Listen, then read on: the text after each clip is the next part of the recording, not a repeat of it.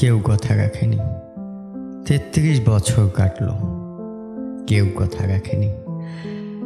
ছোটবেলায় এক বৈষ্ণবী তার আগমনী গান হঠাৎ থামিয়ে বলেছিল, শুক্লা দ্বাদশীর দিন অন্তরাটুকু শুনিয়ে যাবে।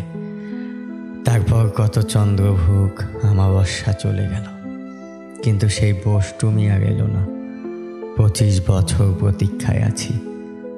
মামাবাড়ির মাঝি নাদের আলী বলেছিল, বড় হও দাদা ঠাকুর, তোমাকে আমি 3 প্রহরের বিল দেখাতে নিয়ে যাব।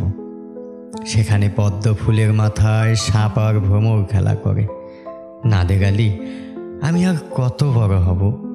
আমার মাথায় ঘরের ছাদ ফুঁড়ে আকাশ স্পর্শ করলে তারপর তুমি আমায় 3 প্রহরের বিল দেখাবে?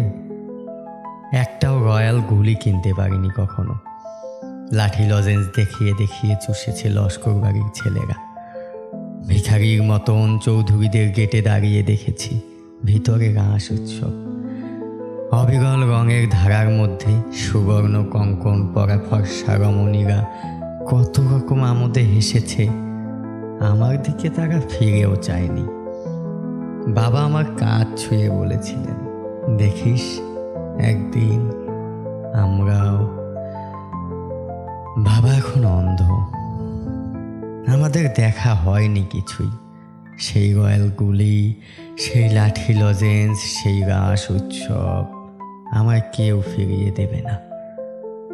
বুকের মধ্যে সুগন্ধি রুমাল রেখে বরুণা বলেছিল, যেদিন আমায় সত্যিকারের ভালোবাসবে সেদিন আমার বুকেও এরকম আতরের গন্ধ হবে।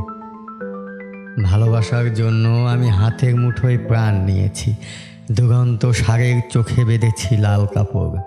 বিশ্ব সংসার তন্ন তন্ন করে খুঁজে এনেছি 108টা নীলপদ্ম, তবু কথা রাখেনি বরুণা।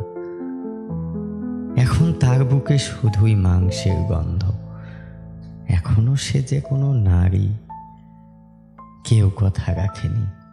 33 বছর কাটলো, কেউ কথা রাখে না, কেউ কথা রাখে না, কেউ না।